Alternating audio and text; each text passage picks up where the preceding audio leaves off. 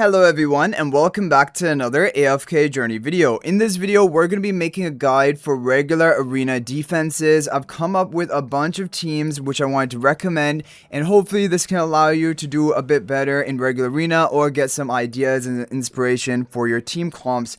So we're going to lead it off with the more free to play friendly teams and basically talk through them. Of course you can make certain replacements, however the core of a comp is actually going to be really important. So for example, if you take a look at this team, for a budget free-to-play type team comp, one option you can consider is a Pandora Shemira combo. Shemira is a great ultimate based damage dealer. Pandora will put that hero into the box and then come out with high damage output and trying to nuke the enemy team.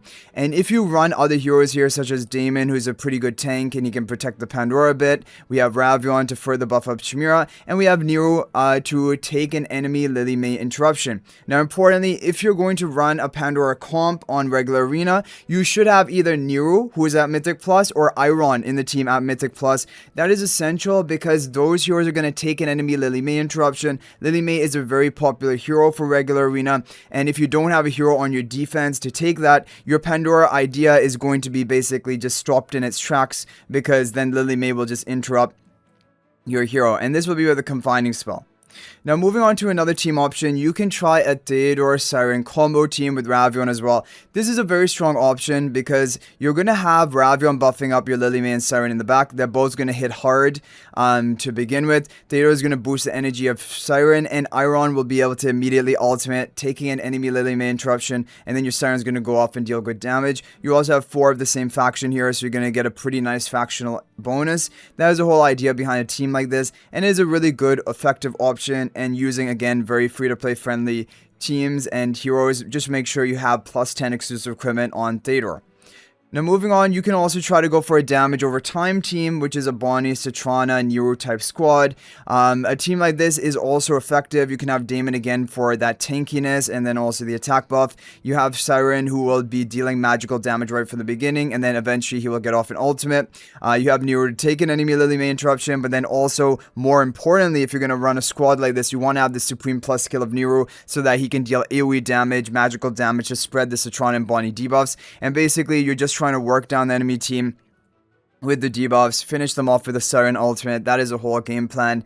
And Damon, he can stall out to an extent. So yeah, this should be an effective team confining spell. Which, yeah, so damage over time team is still fine. It's still a decent option.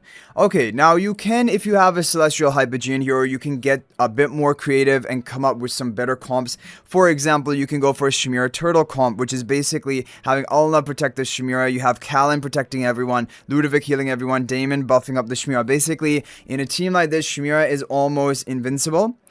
She is guaranteed almost to get off her ultimate, and her ultimate is going to nuke the enemy team, and that is a whole game plan. And with Alna protection, Shemira is going to be able to be resilient even against enemy assassins such as Athalia and even, you know, some pay-to-win comps. So that's a whole game plan, and it is a very effective team.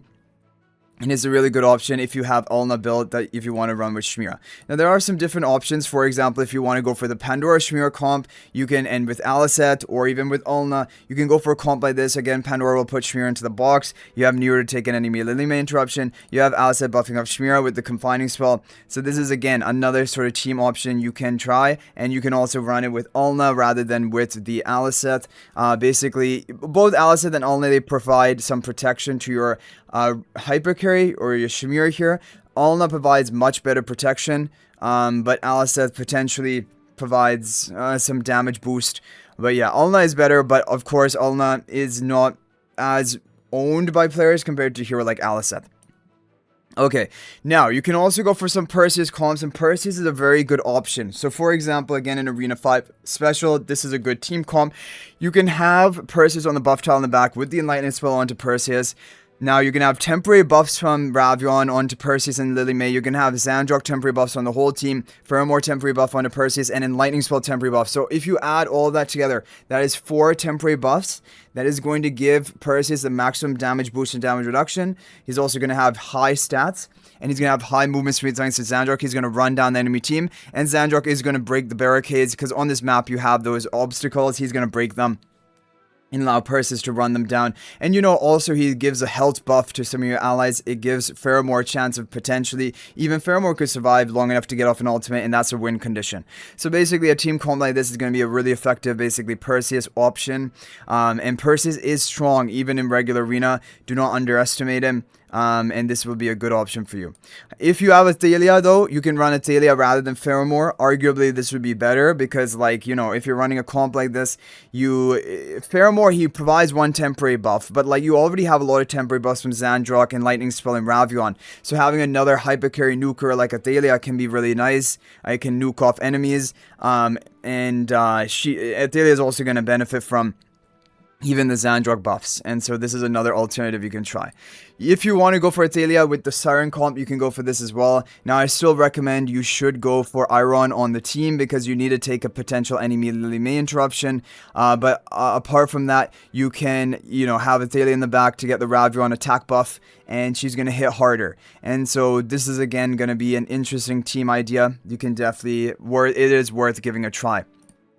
Okay, and if you want to go for a Zorya comp, now, you guys saw from my video yesterday that Zorya actually is really nice for even regular arena, and she has great synergy with Pandora because that will mean that her initial dormant state is going to be longer because Pandora puts Zorya in the box for 4 seconds, and then also when Zorya enters the battle, she's going to have a 100% attack boost due to the fact that you've just given her 1000 energy from Pandora box.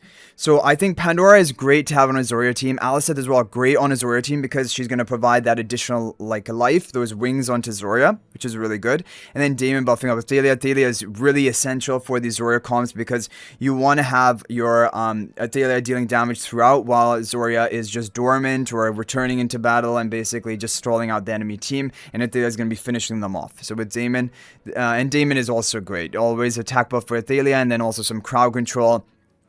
Some damage of his own, so really good Zorya type team you can run. Okay, now for the more pay to win teams, you can run a team like this. So for example, if you are a player who is invested into AFK stages, you might have Saida and Alna and Solis, and if you're invested into Dream Realm, you would have Aliceth, and if you have some PvP investment, you would have Athalia as well. Or even if you're fully AFK stage focused, Athalia sometimes needs to be used there as well. So basically a comp like this, having the Iron Wall spell onto Saida, who's the frontmost, Alna protecting Saida, Aliceth protecting Solis, can be a very effective team. Solis is a great ally for your pay-to-win teams because she can provide healing, so some stall factor, but also the attack buff from her heals, and even she can boost the health of your entire team if her healing increases to a certain amount. And having Aliceth protecting the Solis is great in a comp like this. Hopefully you can buy enough time so Solis can get off an ultimate, and Athalia can nuke. And this is a no gunner, no Dunlingr team, so it's not like the top of level of the pay-to-win, but it is still a really good option you can consider. Then if you don't have Dunlingr, you can consider a team like this, which will be very effective. So, and also, if you wanted to, you could even replace the twins for Athalia. It's arguable, is Athalia going to be better than the twins here? But the reason I like the twins is, twins can give energy to Saida and allow her to cycle her ultimates faster, also give her, you know, stat increases. Alna is going to protect the Saida. You have Gunner as well here. He's going to shield all allies behind him with absolute defense. From the beginning of battle, you're going to have Iron Wall spell just to make, like, your twin a bit tanky, and then eventually is going to transfer over if the twins die, and so this is invincible while she's behind the gunner. So a comp like this is very effective. So this is going to have no risk of dying. Your Saida has no risk of dying. You're just trying to cycle 3 Saida ultimates, and then basically you win the match from there, or you just stall out the opponent. Like, if the opponent tries to attack you and you get off your 3 Saida ultimates, even if you don't kill them, you can prevent them from actually killing you, like, you know, fully stall them out, and then it's gonna count as a loss for them. So that's why Stroll, if you're going to look at the top 2 teams right now, I'm going to show you the team I'm running, which is Puzzle and Dala, my guildmate are running. Both of these teams basically are the unkillable arena defense Stroll teams. If you look at this team over here, why is it so strong? Basically, you have Alna protecting Saida, you have Dunlingr blocking ultimates, you have the Iron Wall spell, and you have Gunner protecting Solis. And Gunner is going to give his shield from the beginning of battle to all allies behind him. And Solis is going to get off. She's protected by the Dunlingr bell, so she's able to cast her ultimate. Dunlingr is just here, as you can see up here. He's just on Spellbind, right? And so these will be able to cast her ultimate, heal up your team, provide your health buff to your team, attack buff to your team, and Saida, then she's going to get off 3 ultimates and just either stall the enemy or solo the enemy. That is a whole game plan. So teams like this are very deadly because they're stall teams which are just unkillable stall. And that's basically what the regular arena meta is looking like right now. And my guildmate Dada, he's running this, and again, it's not killable. So it doesn't even have like Alna on it, and you might be thinking, well, then isn't it weaker? But it actually isn't, because the Trins are basically providing more stats and defenses and health recovery, energy recovery to Gunner and Saida.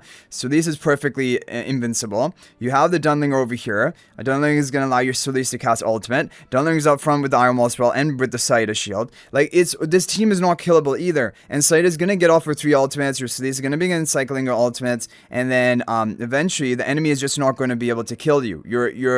So these stalls are basically the top pay to win meta for regular arena in these base maps. So anyway guys, that is going to be it for all the team recap I had to share for today's video. Hopefully it is helpful and maybe gives you some ideas for regular arena. Now the thing is about regular arena and why I don't do these videos that much is that a lot of it will also come down to what are the Paragon upgrades on your account, what are the heroes you have upgraded, you know, which core can you actually run effectively. Like, you know, there's a lot of basically personalization, individual customization when it comes to regular arena, especially because you have one team of only 5 slots, right? So there's a lot of customization. In Supreme Arena or something, you have 3 teams of 5 slots, and so obviously then there's not going to be as much customization possibilities because already 15 heroes have to be locked in. But when you have only one team of 5, depending on your upgrades, certain heroes may be better options for you. And there's a lot of possibilities. Like in this video, I did include a lot of different variety,